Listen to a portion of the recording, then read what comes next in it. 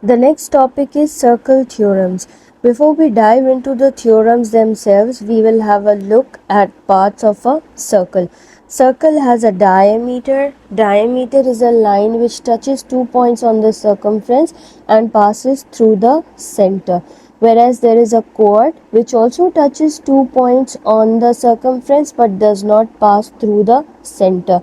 Radius is half of the diameter, touches 1 point on the circumference and touches the center of the circle. Tangent, on the other hand, is a line which touches the circle at any one point. Secant is another line which is like a chord but it's extended and it goes beyond the circle. For example, if this is a line which is not passing through the center but it's beyond the circle as well, means it's stretched outside as well, this will be a secant line and this will not be equal to a chord. We can see, and we did look at the portions that the circle is divided into due to a chord. So chord divides the circle into a major segment and a minor segment, right? That is all we need to know right now. Now let's talk about circle theorems. In circle theorems, majorly we would not be required to find out the angles, as in calculate the angles. We will be able to apply theorems to find out the angle. For example, number 1. Theorem number 1 is this one, chord of a circle, right? When a perpendicular from the center, perpendicular means any line that makes a 90-degree angle. When it touches the chord, it bisects the chord, means it splits the chord into two equal parts. Other theorem is, let's have a look at this one, angle at the center of the circle. Angle at the center of the circle is twice the angle which is subtended at the circumference. But there is a twist over here. For example, there are two kinds of angles at the center. If this kind of angles, these kind of angles are formed where, suppose this line is forming an angle at the circumference and these two are forming angle at the center.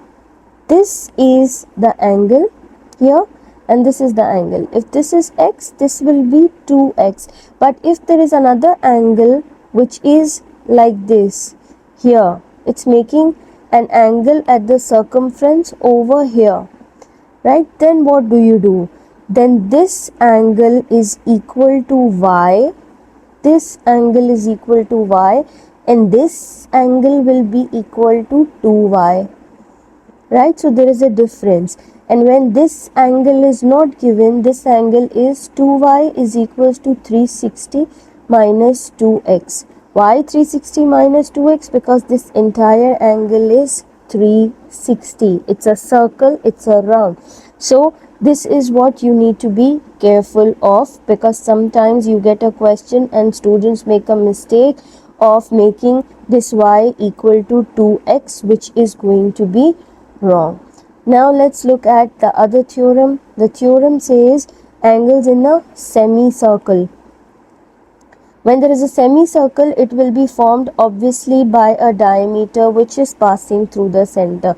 The semicircle, when there is a semicircle, then the angle at the circumference is always a 90-degree angle. You can easily apply Pythagoras theorem on this kind of a triangle if the need be.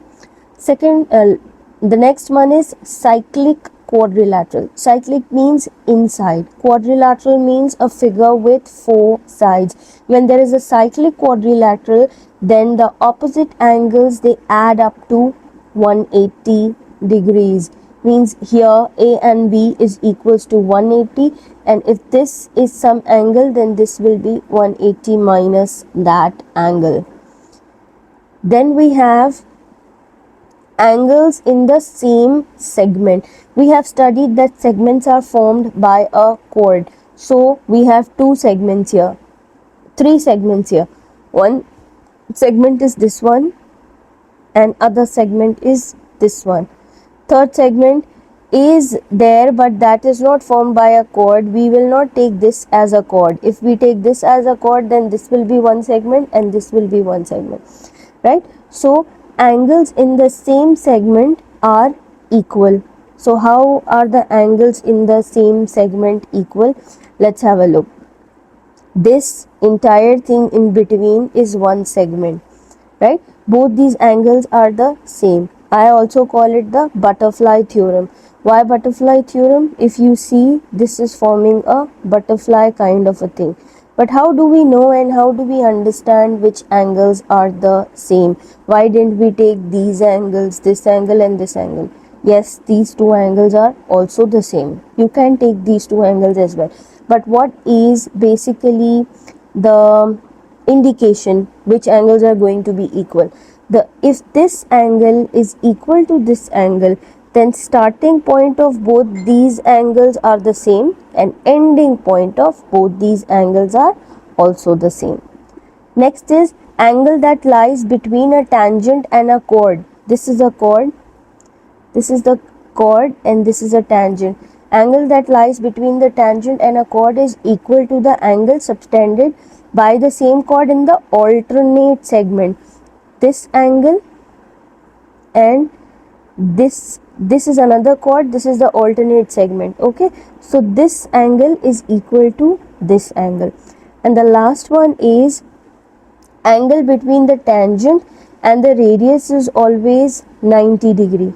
Tangent and the radius is always 90 degree, even if the tangent is meeting, two tangents are meeting outside. If two tangents are meeting outside, then both these tangents are equal in length. Okay, let's solve a few questions of circle theorem. The angle is given to you and they are asking the size of angle B. How do you find out angle B? You already know that this is a right angle because this is the angle on the circumference and this is the center, means it's the diameter. So angle B is 180 minus 90 minus 29. Simple. Okay, this one.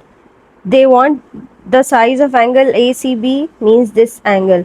This angle is half of 112, means 112 divided by 2, which is 56. Let's do a bit complicated one, which is these two, both of them are 52. Y is 52. We already know this. Okay, now let's have a look at this one. Work out the value of angle Y, right? Angle Y. If this is 78, this is going to be 78. Why? This is vertically opposite angle. If this is 78, this is 57, then this is 135. If these two are equal to 135, then this will be equal to 180 minus 135, which is 45. If this is 45, then this is also going to be 45. Reason, angles in the same segment are equal, right? Okay, then you have this is a kite. Work out the value of x. Kite always bisects this diagonal of the kite always bisects the corner angles. If this is 65, obviously this is going to be 65, right? This is going to be 90. Why? Because this is angle on the circumference. So if you find out this angle, then this and this angle will be the same. 65 plus 90 is 155. 180 minus 155 is 25. Value of x is 25. Now let's here you see they are asking for angle BCD, which is this one. Now you decide whether you will use this one or you will use this one and then half it, right? Okay, now this entire angle is going to be 90 degrees. If this entire angle is 90 degrees and this is 34, then you know what angle is this. Once you know this angle, you can easily calculate x. Alright. Then we have, okay, these two questions. This is 44. Then what do? We need the angle POR. POR is which angle? POR is this angle, right? We need this angle. How do we find out this angle? We draw a line in between. This angle and this angle is equal to same, and this bisects this angle as well. This is 22. This will be 90. 90 plus 22 is 112. 180 minus 112 is 68. If this is 68, this is also 68. Answer is 136. Okay. Now, they need the size of angle ABC, means this angle. For that purpose, you first need which angle?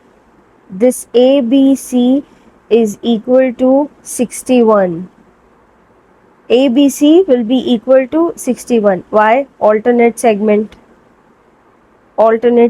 theorem. It will not be equal to 63, it will be equal to 61. Alternate segment theorem. And you have to, in this one you don't have to write reasons, but there might be questions where you would have to write the reasons. Let's have a look at this one. They are asking for the size of angle CAD, which means this entire angle. Okay, CAD. Now, this and this is the end point of angles, right? This is 42. I know that this angle is going to be 84. Right? Why? Because angle at the center is double that of circumference. There is a trick to this one also, that for example this angle is 42, this and this will be 84 because the end point and the starting point are the same. When this is 84, you can easily calculate this angle and then add these two to find out angle CAD. This is all about circle theorem. You have all the questions in the notebook named circle theorem and mensuration. Start practicing them.